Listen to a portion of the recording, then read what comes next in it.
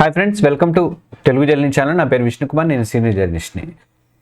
తెలంగాణలో కానీ ఆంధ్రాలో కానీ రేషన్ కార్డుల దగ్గర తెగ హడావుడైతే కనిపిస్తుంది. ఇప్పుడు ప్రస్తుతము ఊర్లు క్యూలో నించుంటున్నాయి. ప్రభుత్వం పెట్టినటువంటి ఒక కొత్త డెడ్ లైన్ వల్ల రేషన్ కార్డు నిజంగానే రద్దు అయిపోతుందని చెప్పి భయం అయితే ఉంది. ఈ కేవైసీ చేయించుకోకపోతే జనవరి నుంచి రేషన్ ఆగిపోతుందని చెప్పేసి అధికారులు కూడా హెచ్చరిస్తున్నారని అంటున్నారు. ఈ వార్తలు నిజమంతా, అసలు ఈ గందరగోళం అనుకున్నటువంటి అసలు కథ ఏంటనేది నేను వీడియోలో చెప్తాను. భయపడద్దు. మీ ప్రశ్నలన్నింటికి కూడా నేను ఈ వీడియోలో సమాధానం అయితే చెప్తాను. ఈ వీడియో అయిపోయిన తర్వాత మీకు స్పష్టంగా అన్నిటికీ సమాధానం దొరికిందని మీరు అనుకుంటారు. అసలు ఈ కేవైసీ గడువు ఎవరికి చివరి తేదీ నిజంగా December 31 లేకపోతే మీ కేవైసీ కనుక ఒకళ్ళు పూర్తి కాకపోతే ఏం చేయాలి, అన్నిటికంటే ముఖ్యంగా మీ రేషన్ కార్డు సేఫ్గా ఉందో లేదో కేవలం రెండు నిమిషాలు మీ ఫోన్లో కానీ లేదా వెబ్సైట్లో కానీ చెక్ చేసుకోవడం ఎట్లా అన్నీ కూడా నేను చెప్తాను. ఈ వీడియో స్కిప్ చేయకుండా చివరిదాకా చూడండి. మన తెలుగు జర్నలిస్ట్ ఛానల్ని సబ్స్క్రైబ్ చేసుకోండి. ఇలాంటి మంచి మంచి వీడియోలు ఇస్తాను నేను. అందరినీ టెన్షన్ పెడుతున్నటువంటి మొదటి ప్రశ్న ఏంటంటే ఈ డెడ్ లైన్ గురించి. డెడ్ లైన్ ఉంది వాట్సాప్ గ్రూపులలో. డెడ్ లైన్ December 31 కంప్లీట్ చేసుకోవాలి ఈ కేవైసీ అని చెప్పి తిరుగుతోంది. మీ రేషన్ కార్డు రద్దు అవుతుందని చెప్పి కూడా మెసేజ్లు అయితే వస్తున్నాయి. దీంతో లబ్ధిదారులు, ముఖ్యంగా వృద్ధులు ఏంటంటే, పనులకు వెళ్ళేవాళ్ళు కానీ వృద్ధులు కానీ వీళ్ళు ఏంటంటే ఆందోళనతోటి రేషన్ షాపుల దగ్గరికి క్యూలు అయితే కడుతున్నారు. ఇక్కడ మనం ఒక విషయాన్ని క్లియర్గా మాట్లాడుకోవాలి, అర్థం చేసుకోవాలి. తెలంగాణలో కానీ ఆంధ్రాలో కానీ, అది ముఖ్యంగా తెలంగాణలో రేషన్ కార్డులు ఈ కేవైసీకి అయితే December 31 వరకు చివరి తేదీ ప్రకటించిన మాట అయితే వాస్తవం, అధికారులు చెప్పారు. పూర్తి చేయని వాళ్ళకి రేషన్ ఆగిపోయే ప్రమాదం ఉందని కూడా హెచ్చరికలు అయితే ఇచ్చారు. అయితే ఆంధ్రప్రదేశ్ విషయానికి వస్తే ప్రభుత్వం ఇంతకుముందే కొన్ని గడువులు ఇచ్చింది, ఇప్పటిదాకా వాటి పొడిగిస్తూ వచ్చింది. ప్రస్తుతం అయితే December 31 అనేది ఏపీకి అధికారికంగా ప్రకటించినటువంటి ఫైనల్ డెడ్ లైన్ అయితే కాదు. ఇక మరి ఏపీలో ఎందుకు ఇంత అడావిడంటే, ప్రభుత్వం ఈ కేవైసీ ప్రక్రియని చాలా కాలంగా నిర్వహిస్తుంది, కానీ ఇంకా చాలామంది ఇంకా పూర్తి చేసుకున్న వాళ్ళు చాలామంది ఉన్నారు అక్కడ కూడా, ఏపీలో కూడా. అందుకే అంటే నకిలీ కార్డులను, తర్వాత చనిపోయిన వాళ్ళ పేర్లను ఏరేసి నిజంగా ఎవరికి సరుకులు చేరాలి, రేషన్ షాపులో సరుకులు చేరాలి అనేది చూడాలని చెప్పేసి ప్రభుత్వం అయితే భావిస్తుంది, ఏపీ ప్రభుత్వం. అందుకే తెలంగాణలో జరుగుతున్నటువంటి అడావుడు చూసి మన దగ్గర కూడా ఎప్పుడైనా రూల్ స్ట్రిక్ట్ అవుతుందని చెప్పేసి వాళ్ళు కూడా జాగ్రత్త పడుతున్నట్టు అనుకోవచ్చు. డెడ్ లైన్ ఉందా లేదా అని ఆలోచిస్తూ టైం వేస్ట్ చేసుకోవడం కంటే కూడా ముందు ఈ కేవైసీ కంప్లీట్ చేసుకుందాం వెళ్ళి అని చెప్పేసి అనుకోవడం అయితే బెస్ట్ అని చెప్పి నేను అంటా.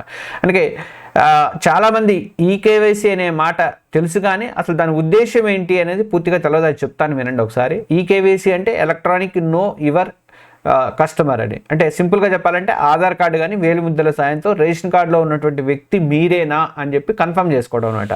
దీని వెనక ఉన్నటువంటి ముఖ్యమైన లక్ష్యం ఏంటంటే, ఒకటేంటంటే దొంగ కార్డులు ఏరివేత. ఒక వ్యక్తి పేరు మీద ఎక్కువ కార్డులు ఉంటే, కొంతమంది రేషన్ షాపు డీలర్ల దగ్గర కూడా చాలా కార్డులు ఉండిపోతాయి. అలా ఒక వ్యక్తి మీద చాలా కార్డులు కూడా ఉండొచ్చు. ఇక అర్హత లేని వారి కార్డులు కూడా వాడటం కూడా మోసాలకు ఆపడం కూడా. ఒకటి ధనవంతుడైన వాళ్ళు కూడా కార్డులు ఉంటే వాళ్ళు తీసుకుంటారు కదా, అలాంటి వాళ్ళకి.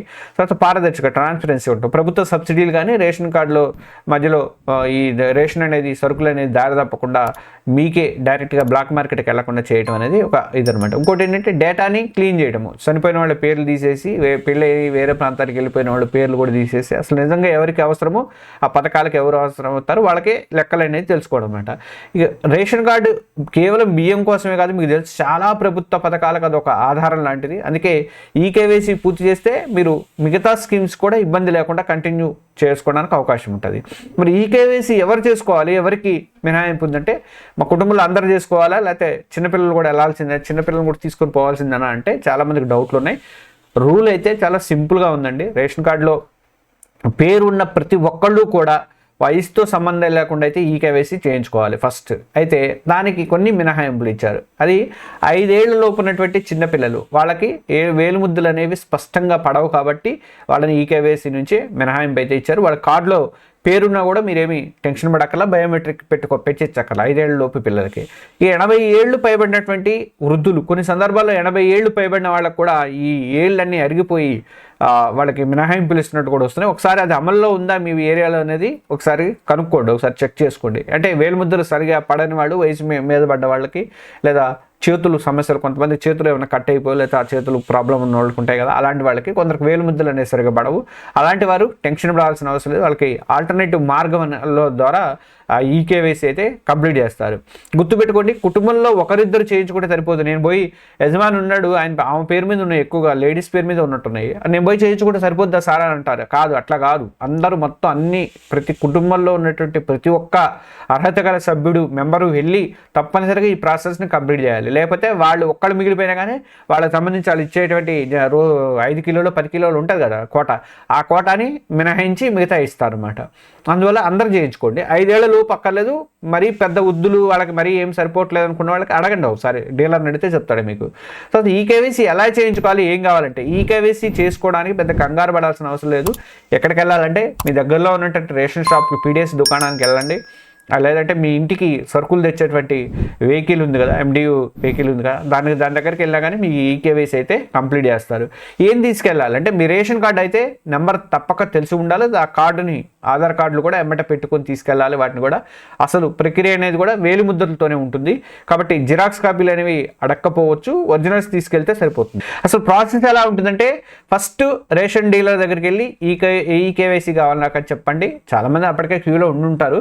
ఇక డీలరు వాళ్ళ దగ్గర ఉన్నటువంటి ఈ పాస్ మిషన్లో మీ రేషన్ కార్డు నెంబర్ని ఎంటర్ చేస్తాడు. ఎంటర్ చేసి ఆ మిషన్ కేవైసీ పూర్తి కాని సభ్యుల పేర్లు అనేది లిస్టు చూపిస్తుంది. ఆ సభ్యులు ఒక్కొక్కరుగా వాళ్ళ ఏలుముద్దలు పెట్టమంటాడు. ఏలుముద్దలు పెడితే మిషన్ మీద పెట్టగానే వెరిఫై చేస్తుంది. మీ ఆధార్ డేటాబేస్ అంతా మాత్రం మీ వేలుముద్ర కూడా మ్యాచ్ అయితే మాత్రం వెంటనే మీ కేవైసీ పూర్తవుతుంది. కొన్ని జనం క్యూ ఒక్కటే ప్రాబ్లం కానీ అక్కడ తొందరగానే అవుతుంది. ఈ కేవైసీ సక్సెస్ఫుల్ అని కనిపిస్తుంది, సరిపోతుంది. ఒకవేళ మీరు వేరే ఊర్లో ఉంటే పరిస్థితి ఏంటి అంటే, పోర్టబిలిటీ పెట్టారు కదా, రేషన్ కార్డులకు పోర్టబిలిటీ పెట్టారు కదా, అక్కడ మీకు దగ్గరలో ఏ రేషన్ షాప్ ఉంటే ఆ రేషన్ షాప్కి వెళ్ళి మీరు కేవైసీని కంప్లీట్ చేసుకోండి. గ్రౌండ్ లెవెల్లో ప్రభుత్వం ఉద్దేశం అయితే మంచిదే, కానీ ప్రాక్టికల్గా మాత్రం కొన్ని సమస్యలు అయితే వస్తున్నాయి. సర్వర్ సమస్యలు ముఖ్యంగా ఎక్కువ మంది ఒకేసారి ప్రయత్నించడం వల్ల సర్వర్ అయితే ఆగిపోతుంది. తర్వాత వేలిముద్రల సమస్య ఒకటి వస్తుంది. పెద్ద వయసు వాళ్ళకి, కష్టపడి పనిచేసే వాళ్ళకి వేలిముద్రలు అరిగిపోతుంటాయి. ఆ మిషన్ అనేది సరిగా గుర్తించదు, ఐడెంటిఫై చేయదు. తర్వాత ఇంకోటి ఏంటంటే అవగాహన లేకపోవడం. చాలామందికి ఏంటంటే ఈ ప్రాసెస్ మీద, ముఖ్యంగా ఆన్లైన్ స్టేటస్ ఎలా తెలుసుకోవాలో తెలియట్లేదు. ఇంకా డీలర్ల మీద భారం పడిపోతుంది. ఏడాది వల్ల ఏంటంటే డీలర్ల మీద భరించలేని ఒత్తిడి పెరుగుతుంది. వాళ్ళు ఒకవైపు రేషన్ ఇవ్వాలి, మరోవైపు కేవైసీ ఇవ్వాలి, 2 పనులు చేయాలి. కాబట్టి మనం ఏం చేయాలంటే, ముందుగా మన ఆందోళన పక్కన పెట్టాలి. ఆన్లైన్లో ఫస్ట్ మీ స్టేటస్ అనేది చెక్ చేసుకోండి. తర్వాత కేవైసీ పెండింగ్ ఉంది అనుకుంటే మాత్రం చివరి రోజు దాకా ఆకండి. డిసెంబర్ 30 దాకా ఉందిగా, చాలా రోజులు ఉందని అనుకోకండి. వీలైనంత త్వరగా క్యూ లేని టైంలో చూసుకొని చక్కగా రేషన్ షాప్కి వెళ్ళండి. డీలర్లతో సహనంగా మాట్లాడండి. టెక్నికల్ సమస్యలు ఉంటే వాళ్ళ చేతుల్లో ఏం లేదు, ఏం బిగుతున్నాం అది ఇది అని ఏం తిట్టొద్దు మీరు. ఎందుకంటే గవర్నమెంట్ అందరూ ఒకసారి ప్రయత్నం చేస్తే అంతే ఉంటుంది. ఇంకోటి అంటే వేలిముద్రలు పడకపోతే చేతులు శుభ్రంగా కడుక్కొని మళ్ళీ ఒకసారి ట్రై చేసి చూడండి. అప్పటికి కాకపోతే మరి ఆల్టర్నేటివ్ ఏంటని చెప్పేసి మీరు అధికారులను అడగండి.